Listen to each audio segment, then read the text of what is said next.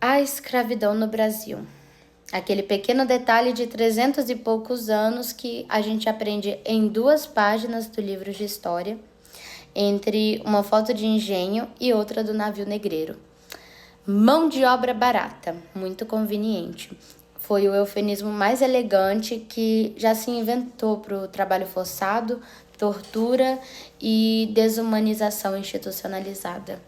Nos bastidores dessa grande, vamos dizer, dessa grande nação tropical, o cenário era digno de novela, mas sem um final feliz. Enquanto os senhores de engenho posavam como cavalheiros da civilização com aquelas roupas brancas e taças de vinho importado, o açúcar que adoçava a boca deles vinha misturado o sangue e o suor de milhares de africanos arrancados de suas terras. Mas, claro, os livros preferem falar da importância econômica do ciclo do açúcar. Fica mais bonito assim, né? Mais patriótico.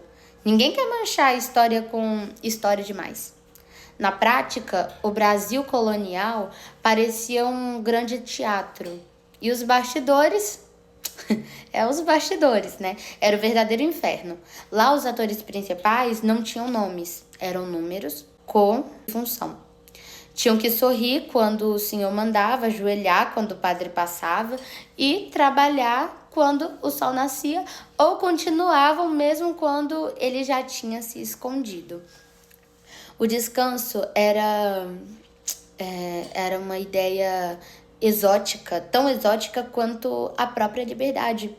Mas veja bem, o problema era a falta de mão de obra. Pobres fazendeiros, meu Deus do céu.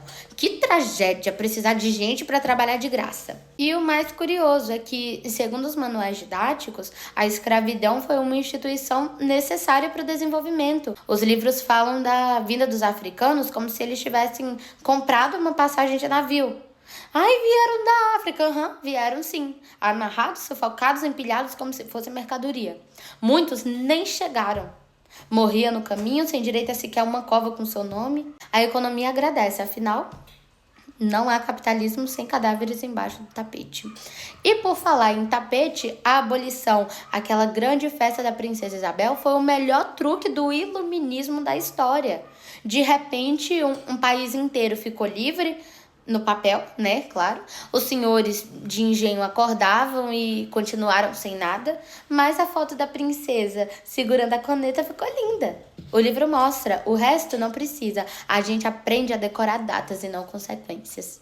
E, enquanto isso, a liberdade prometida nunca chegou de verdade. Não houve distribuição de terras, indenização, acesso à educação ou qualquer política que permitisse os escravizados reconstruir suas vidas com dignidade. Foram libertos para enfrentar a fome, o preconceito e a exclusão. A escravidão acabou por lei, mas suas consequências permaneceram vivas na sociedade, atravessando várias gerações. O mais importante é que os livros costumam tratar esse período como se fosse um capítulo encerrado, uma página virada da história, como se bastasse escrever 1888, Lei Áurea, para resolver 300 anos de violência.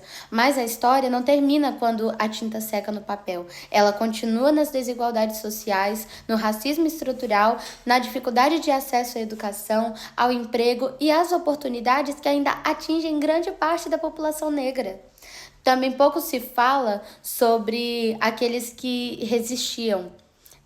Parece que os escravizados apenas esperavam alguém decidir libertá-los, mas houve revoltas, teve fugas, quilombos, líderes que desafiaram o sistema inteiro e homens e mulheres que arriscaram a própria vida para conquistar aquilo que nunca deveria ter sido negado, a liberdade. A resistência existiu todos os dias, mesmo quando a história preferiu dar mais espaço aos poderosos do que aos que lutaram contra eles. Talvez seja esse o verdadeiro bastidor da escravidão. Não apenas o sofrimento de milhões de pessoas, mas o silêncio que veio depois. Um silêncio cuidadosamente organizado para transformar vítimas em notas de rodapé e heróis da resistência em personagens secundários. Afinal, é mais confortável celebrar uma assinatura do que encarar séculos de exploração. Por isso, entender a escravidão vai muito além de decorar datas ou lembrar nomes importantes. É reconhecer que o passado não desaparece simplesmente porque um livro mudou de capítulo. Conhecer esses bastidores é enxergar a história por inteiro, com suas contradições, suas injustiças e principalmente com a coragem daqueles que resistiram, mesmo quando tudo parecia perdido. Porque a pergunta que fica não é apenas como a escravidão aconteceu, a pergunta é por que ainda sabemos tão pouco sobre aquilo que realmente aconteceu por trás das cortinas.